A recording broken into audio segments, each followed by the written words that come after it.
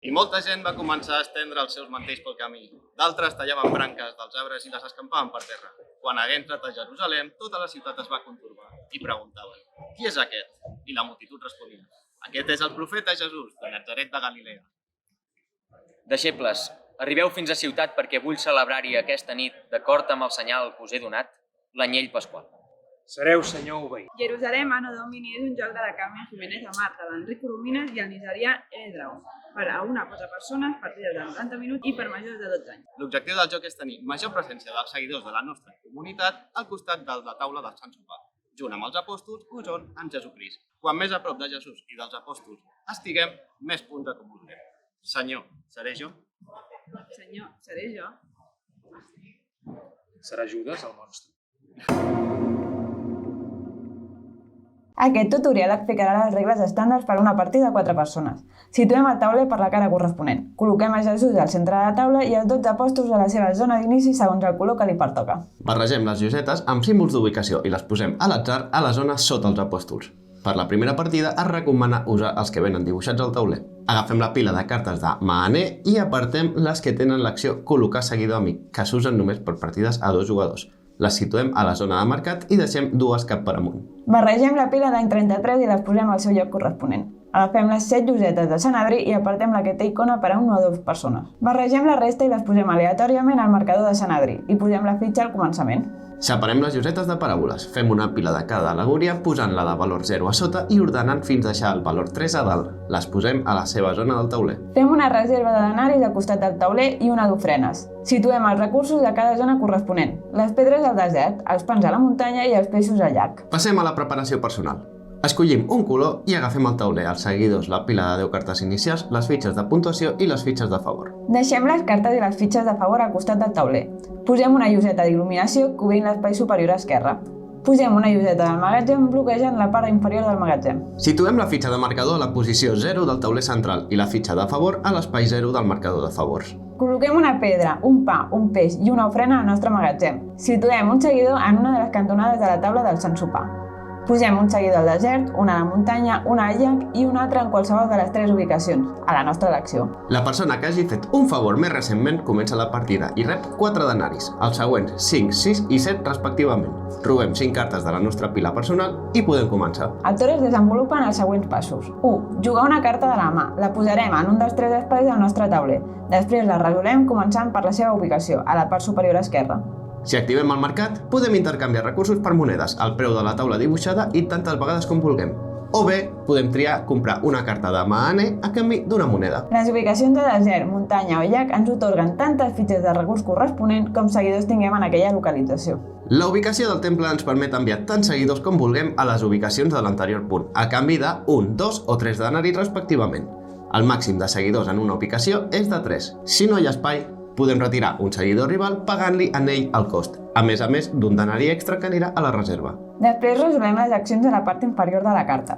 Si hi ha més d'un símbol, es resol d'esquerra a dreta. No és obligatori resoldre si no es pot o no es vol. Les accions possibles són: escoltar una paràbola. Agafem la lloseta superior de la paràbola amb el nombre més baix que encara no tinguem i la posem al nostre tauler.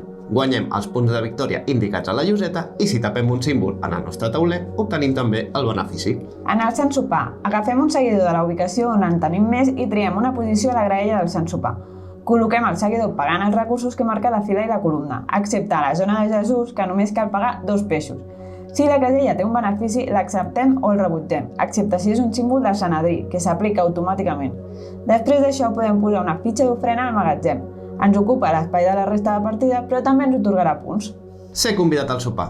Resolem exactament igual que al punt anterior, però sense haver de pagar recursos. Fer un favor. Agafem una de les nostres fitxes de favor i li entreguem a una altra persona. Aquesta cobra l'efecte del favor, si pot, i la guarda al costat del tauler amb els 2 mostrant una ubicació. Li servirà de comodí per completar seqüències d'apòstol posteriorment. Qui hagi fet el favor roba una carta de l'any 33, avança la seva fitxa del marcador de favors i cobra els beneficis i els punts indicats. Convocar un seguidor. Ens permet enviar un seguidor a la ubicació que vulguem de manera gratuïta. Canviar de lloc.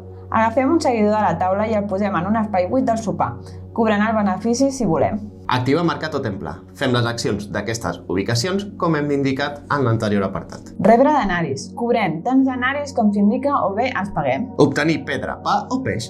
Cobrem els recursos indicats a la carta. Redistribuir. Recol·loquem les cartes del nostre tauler al nostre gust. Podem descartar-ne fins a 3. Bastant útil per resoldre seqüències d'apòstols. Assemblea del Sanedrí.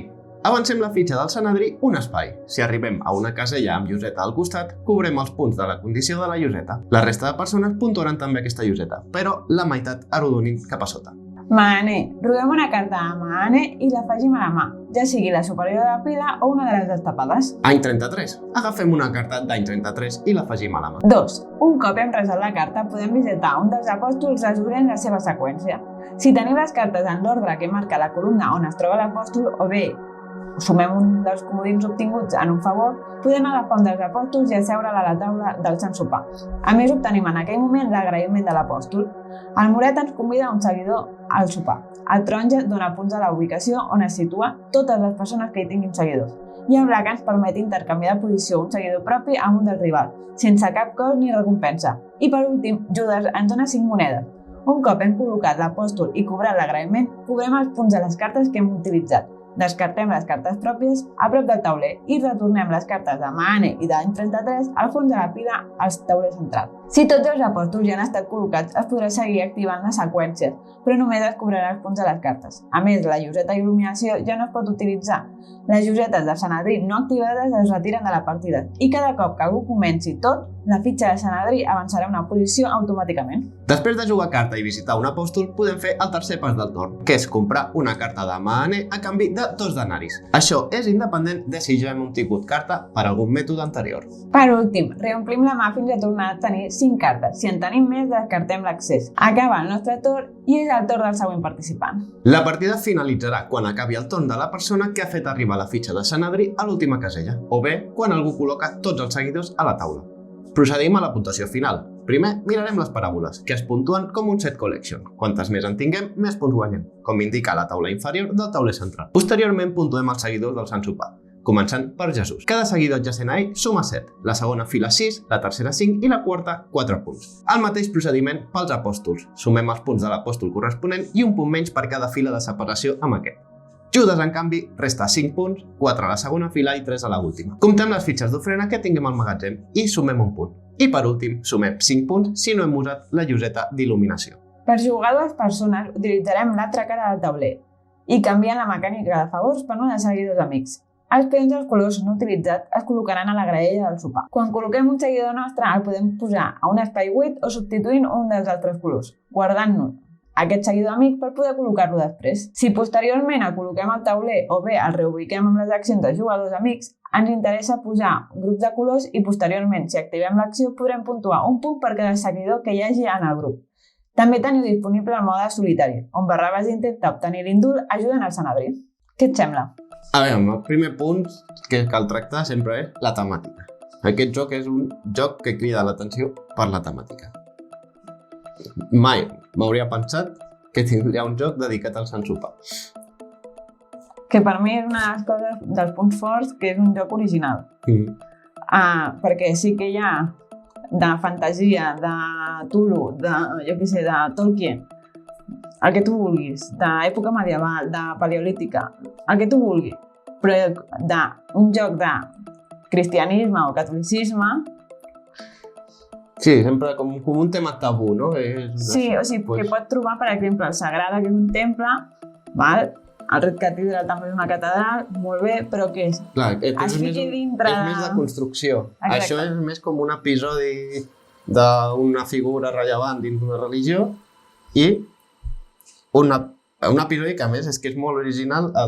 Tenim una taula i al voltant de la taula creem una graella i nosaltres hem de col·locar els treballadors a dins d'aquesta graella. I quan més a prop de la taula estiguin, més punts et donen. Que està com molt ben lligat temàtica amb mecànica. Perquè dius, has de col·locar els seguidors al voltant de la taula amb Jesús. I dius, el Sant Sopar.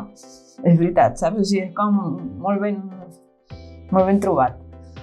I m'agrada també el tema de com lligar diversos capítols. Per exemple, el Sanedrí és un tribunal que van a casa del Jesús i tal, i és com el comptador de temps de les rondes. I som els propis jugadors els que decidirem el ritme de la partida. Si el volem fer avançar més ràpid, l'acabarem més ràpid. però també podem anar frenant. A no ser que ja algú hagi col·locat col·loquem tots els apostos, que llavors la partida diu, vinga, ja hasta aquí hemos llegado. I llavors comença el compte enrere. Però sempre serà d'anar jugant entre nosaltres i a veure, anem estirant, aviam si, anem a fer una partida més ràpida o anem a calmar-nos. Però també afegeix el tema de les paraules, que ho fa com un set collection, que és això per conèixer una mica més, o per conèixer t'explica tota la història de les paraules d'aquesta manera i em sembla molt guai. Li dona un punt afegit més. El joc té molta iconografia, s'ha de dir, potser abruma una mica del principi, però és bastant senzillet un cop ja la coneixes, bàsicament. Quan ja t'has acostumat a què fa cada dibuixat, és que són accions, moltes accions, sí, hi ha moltes accions, però són molt simples i molt ràpides d'executar. No és que una acció et derivi a fer una altra cosa i una altra... No, és... Fas això? Pam! O sigui, agafo un recurs, agafo un pa, agafo una moneda, agafo no sé què. Però ja està. Les accions van a barraca. No pots fer combos, no és un joc d'aquest estil. Per mi, diguem que és un joc una mica més senzill que el que era la Lacrimosa. Està amb una escala per sota de la dificultat. Evidentment, és un joc per jugar a 3 o 4, però prioritàriament a 4 pel meu gust, pel que he vist. T'ho passes bé, a 4 t'ho passes bé, perquè té el joc a més dels favors. Quan més millor, perquè t'ho passes molt bé amb els favors, perquè sembla que li estiguis fent un regal i potser li estàs fent un regal enverinat. Perquè, jo què sé, agafa una paràbola, molt bé, però aquella paràbola potser que li toca agafar val 0 punts. I dius, doncs no m'has donat res. O li pots donar 3 punts. I dius, doncs mira, ara... Bueno, però tu fas un favor, però és que alhora tu t'endús una carta de 33, que les cartes de 33 es fan 3 accions. Sí, les cartes inicials fan una acció. Les cartes de Maané les compres, fan 2 accions, i les cartes de 33 fan 3 accions. Llavors és, hòstia, regala. La clau del joc és regalar coses, regalar favors per poder robar aquestes cartes de 33. Cosa, clar, evidentment, amb 2 jugadors això canvia totalment. Sí. Podríem dir que és un joc diferent. Vull dir, l'essència és la mateixa, però, clar, treus la mecànica de favors, que és el punt fort per mi de jugar 3-4, clar, t'ho substitueixen per una mecànica que també està molt xula per... Bueno, canvies una cosa per l'altra. Són 2 jocs bastant diferents, però mantenen la mateixa essència. Quin m'agrada més? Crec que m'agrada més amb més jugadors. O sigui, amb mi la partida que vaig veure jugar al Museu de Diocesà de la Seu em va semblar més divertida que la partida que hem jugat a 2 amb l'altra mecànica. Que l'altre està bé, perquè és com fer seguidors amics. Jugar amb tots els colors. I guanyes un munt de punts perquè quan fas grupets i tal, però em va molar més la interacció i dels fets favor de regalar. Ara et regalo això. Clar, perquè dius, fes-me un favor, que encara no m'has fet cap, no sé què, o tu, què? Tu ets una egoista. Clar. Hi ha més interacció, tot i que és molt blanc, o sigui, és molt blanc, però la interacció que tens de plorar-li en plan de sisplau, que algú em doni un favor, que no sé què, que no puc fer paràbola, no puc fer això, perquè està molt guai. El tema artístic m'agrada molt perquè, sobretot amb les llosetes, utilitzen l'estil aquest de l'art romànic, a mi em recordava molt l'art romànic català, sobretot el Crist, i la capsa sí que és una mica més... no em recorda tant art romànic. No, la il·lustració de la portada és molt maca, crida molt l'atenció. Sí.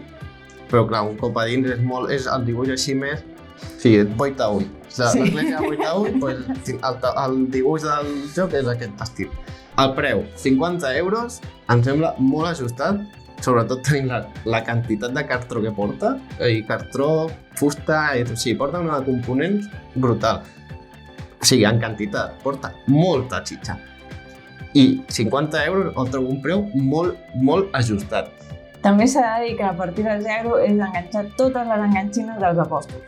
Evidentment, podem jugar sense enganxines. No, cap problema, podem jugar amb les figuretes sense les enganxines, però, joder, No és el mateix. no és tan molón. O sigui, feu la partida 0, tireu-vos 2 hores enganxant enganxines, que després valdrà la pena. Perquè les enganxes un cop, no les has d'enganxar cada cop. Però la primera ho pateixes. Fiqueu-vos una sèrie de fonts i enganxeu enganxines com a bollo. En definitiva, que si acostumeu a jugar a 3 o 4. Per mi és un joc que es pot treure, que és fàcil d'entendre, que és això, la primera dificultat, però que passa ja a molts jocs. És entendre la iconografia. Que potser aquesta, pel tipus d'accions que fa, és una mica més costosa, però no, quan l'enganxes ja ho tens. Si us ha agradat aquest tutorial, deixeu-nos un comentari, subscriviu-vos i doneu-li al like. Recordeu seguir-nos a les nostres xarxes socials per saber quan pengem vídeos, quan fem directes o quan se'ns en va la pinça al TikTok. I si voleu comprar aquest joc o molts d'altres, podeu anar a monejuegos.shop, que amb el codi ALLASON obtindreu un 5% de descompte. Agrair especialment a David per cedir-nos la còpia per fer aquest tutorial i a la Passió d'Esparreguera per haver-nos deixat gravar unes quantes escenes amb els personatges que protagonitzen el joc. Senyor Judas Iscariot, tenim una pregunta. Per què el seu Mipel és l'únic que té el color platejat? I per què té una bosseta aquí amagada darrere? No ho sé, no t'ho sé dir. No t'ho sé dir. Suposo que és perquè em dedico bastant a l'economia. Ja. Serà això.